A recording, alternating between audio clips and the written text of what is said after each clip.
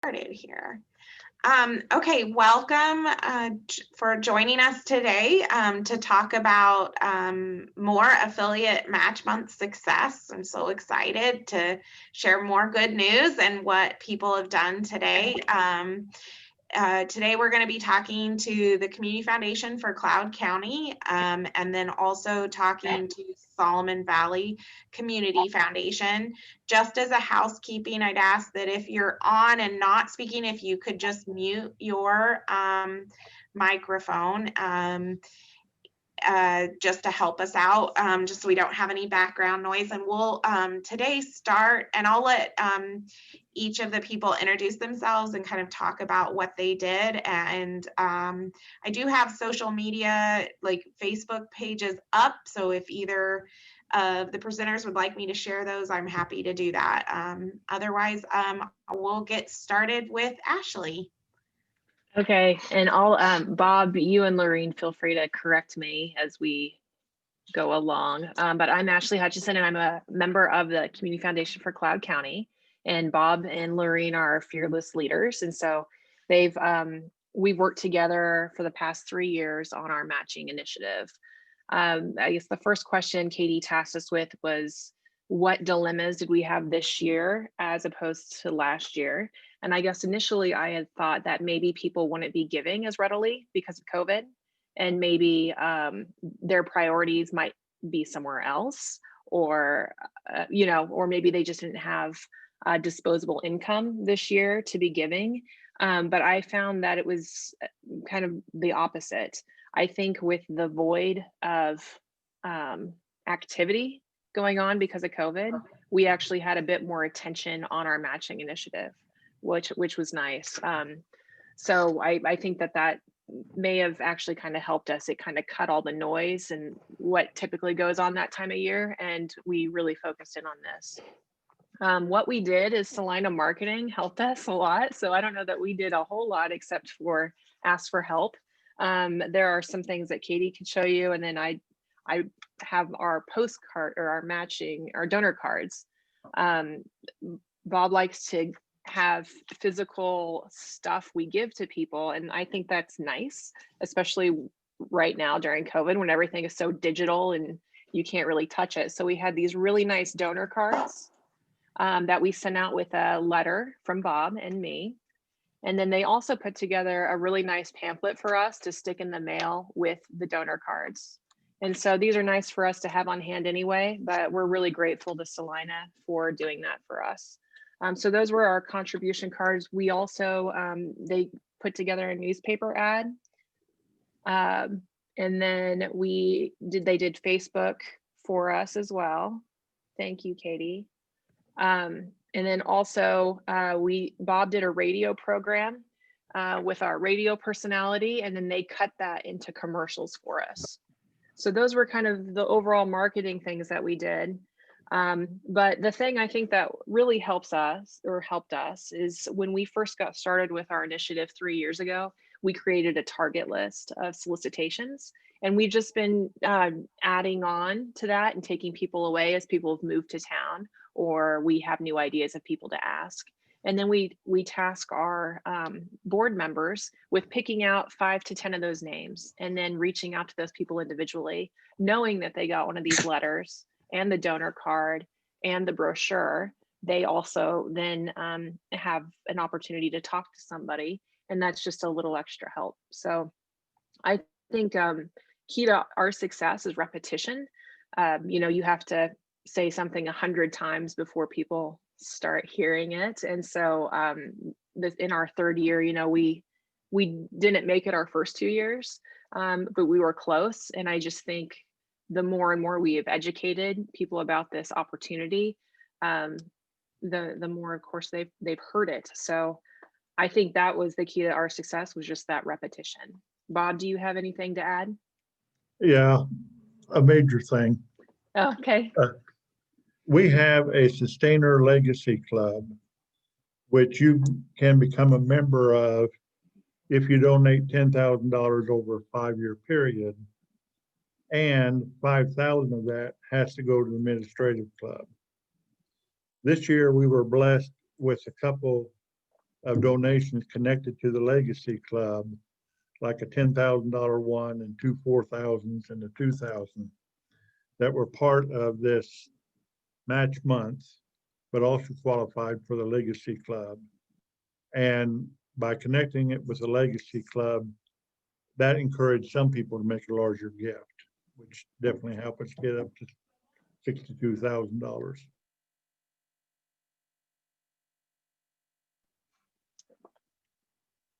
That's all I have. So if you could change anything, or if there are things that you did this year that you hadn't done in the past, like, are there things that you would change in the future, or because of the changes you made this year that you see implementing those going into next year? And that's for either one of you, Ashley or Bob. I think maybe we'd start a little earlier. We always hope to start earlier and then we don't. So I think maybe starting earlier and getting people to plan to make that gift. Maybe we could start a couple months earlier with our first solicitation and then a follow-up. That might give people more time.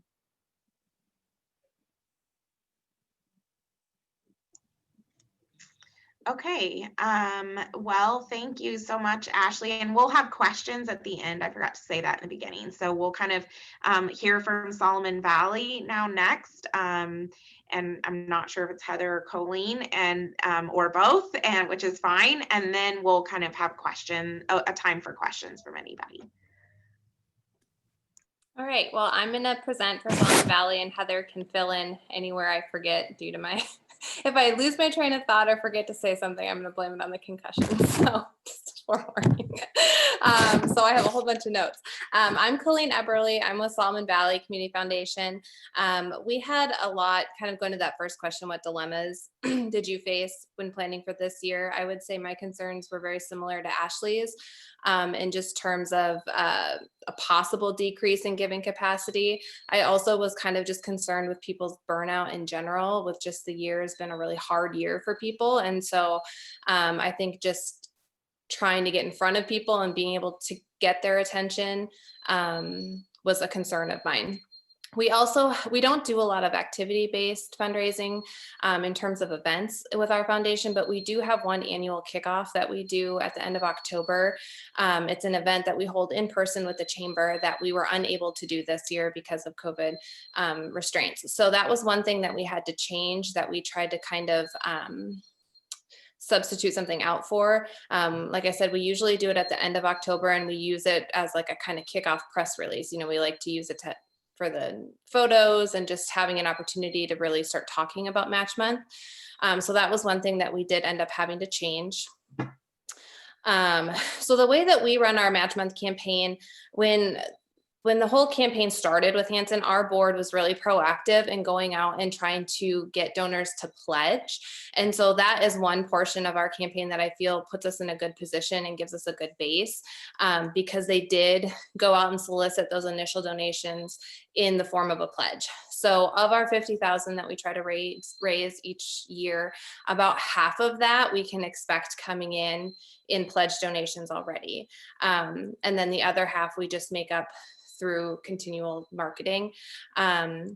We start off our Match Month very similar to Cloud County with a mailing. We like to have some form of print item for people to get in their hands. So we mail out an annual report, a Match Month brochure, and a donor letter. And then those donor letters are segmented into two different groups. So we have our mailing list at large, we'll get a donor letter. And then we also have it for anybody who had donated in the previous year. We write in a thank you and a reminder of what their donation was. So it'll say, thank you for your donation of $500. You know, we're asking again this year, and it just gives a little bit more of a personal touch. Added with that, our board is really active in trying to talk with our donors. And so we segment out our list further to any donor who donated $250 or more is going to have their packet hand delivered by a board member. And so we do that in our board meeting.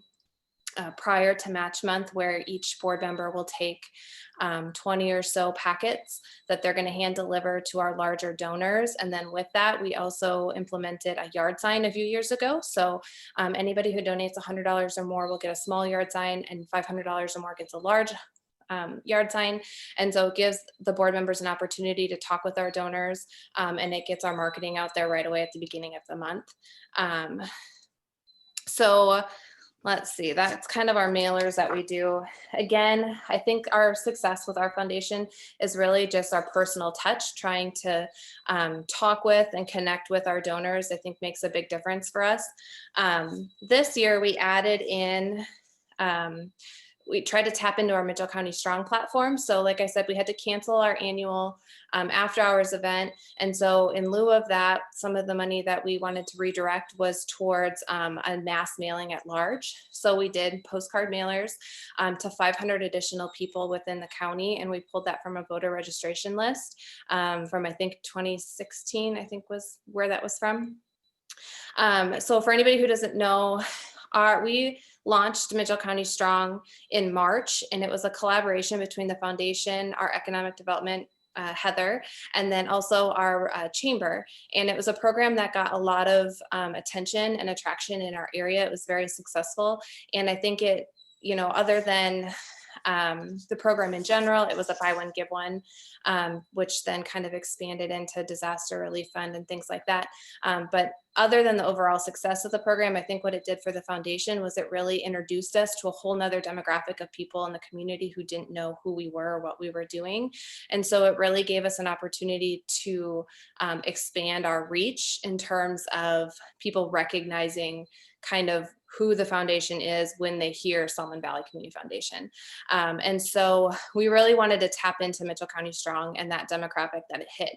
So what we did was we, like I said, prior in March, we had developed a website. So it's mitchellcountystrong.com. A lot of people in Mitchell County know how to get to it. It's very familiar to them. So we tweaked the landing page to kind of say this platform is staying. This is what we accomplished as a community, all the numbers of how many dollars we raised, disaster relief, mini grants, things like that. And then we had a tab that said, up next, we're doing match month. And then we created a match month page that just laid out the information very clearly. So it talked about the 1 to 150 match. It gave some examples like $100 becomes $250. It had a button there that people could very easily click on, and it took them directly to Celina's PayPal portal. And then we also had a little bit of information just about the foundation in general, because we really wanted people to see the foundation as the foundation and not just Mitchell County Strong. So we talked about our mission. We talked about, oh, there it is. So as you can see, and all of the branding was very consistent. So our annual report, our postcards, and our brochures all looked very similar. They could click on the donate and go straight to Celina's. Then, you know, they could click on learn more about the foundation, and it would take them directly to our website. And then we just talked a little bit, kind of gave a little blurb into legacy giving. So that worked well with us, for us. So like I said, 500 postcards went out with this information directed towards people who we thought would be very open to the Mitchell County Strong platform. In that as well, we had all of the contact information from Mitchell County Strong from the original program. So we could segment out our lists of people who interacted with the Mitchell County Strong program. And we use that to send out email campaigns to people who had either donated to our disaster relief fund or who had purchased gift cards. And we really just tried to push the message of introducing a new type of donor to our foundation. So thinking that Mitchell County Strong had generated over $100,000 back to local businesses, and a large portion of that was done through $25 gift certificate increments. And so we really just wanted to push that idea that, you know, you may not think that you're the type of person who would donate to the foundation because you can't give a really large gift, but that your $25 gift can really make an impact. And I think Match Month is a really great way to introduce people to the foundation. And then it gives us the opportunity to steward them along so that in the future, when they are ready to give a bigger gift, they're already comfortable with us. Okay, so that's kind of Mitchell County Strong. Sorry, I talk a lot, but we did a lot less social media this year. And I think that kind of just speaks to, I think, people's burnout. The things that we did do, oh, there I am, that we thought was really beneficial, we actually took away from the last match month Zoom that Katie did, in terms of having our board members share the number rather than having a generic thermometer. So we did that. We found a lot of good traction with that. There's Kurt, he's our board chair. We had Jeff Zimmer do one and Barb Wise did one. And that was a really good little tidbit of information that we pulled from a different foundation that we found good success with. And then we could also use those in our email marketing campaigns, which was nice. We run radio advertisements on 2 local stations, and then we also do a Community Matters segment, which always seems to get a really good response. Heather and I did that this year. We run press releases at the beginning of the month, and then we do one near the middle of the month, mid to end, to just kind of give people an update on where we're at. We also send out a donor reminder letter mid to late November. And so if we have donors who have given in the past we haven't received money from yet, we send them a reminder letter mid-November. And then we also we write out handwritten thank yous to everybody who donates. And I do that throughout the month. And we just feel that that really helps us, again, kind of keep that personal touch and hopefully steward our donors a little bit better. And I think we have seen an increase in donations per person, which is nice to hear. So things that we would change for next year. Again, just like it was mentioned before, we would start earlier. This year was kind of hard because it was November. And so the whole election just kind of pushed things back. We didn't want to send our mailers out at the beginning of November when we knew people would be getting last minute ad campaigns for the election. So we actually didn't send our annual report out until the 4th, which usually we would have done the end of October. So being able to get that stuff out in the mail earlier would be good. Another thing that we talked about that we didn't do would be doing various promotions within different communities on projects that had been completed because of the foundation. And the thought was to do Facebook Lives on other people's platforms and then share it to the community foundation. So for instance, in Cocker, instead of me coming to Cocker and doing a Facebook Live on our foundation page, I would do it on our Cocker City Community Club page because we have a whole different audience than the foundation page does. And so then that way it helps us reach a different audience, and then we can share it to our foundation page and hopefully have a greater reach. This year, we also talked about setting a goal of adding new donors. So this year we added 30 new donors to our Match Month campaign, which is almost double of what we had last year. And so we were really excited about that. And I think it shows that there's a lot of potential to bring more people into the engagement of the foundation. And so next year we're going to set a goal of how many new donors we'd like to bring in each year. And I think that's it. Heather, do you have anything to add? Sorry. Nope, you did great. I'm so proud. Good job. Thank you. And I'm not sure Colleen said it, but as we were entering gifts, Cora actually noticed, our accountant, that as she was entering, some people that were first-time donors through the Mitchell County Strong program then turned around and gave to their match month. So they really have been able to make that connection, which I just felt was such a great example of, hey, you've reached people that you probably would have never reached before without doing some of the work they did over the spring and summer with their Mitchell County Strong program. Okay, now we'll open up for questions. If anybody on the call has questions for Ashley, Colleen, Bob, or Heather, so they're here to help you explain any more.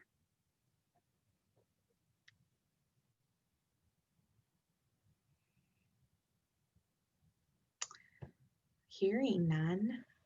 You guys did a fantastic job is what that means. So, well, I appreciate, we're doing these just small little things to try to just get information, because I think every group has interesting ideas, and sometimes you see similarities in a process, but then there are fun little pieces that people are doing. I just think we're all learn and are able to do better with our own fundraising. And thanks so much for participating today. And if anybody asks in the community, yes, I've recorded it, and yes, we'll send something out. So here in the next day. So thanks everyone. Merry Christmas and have a good weekend. Bye.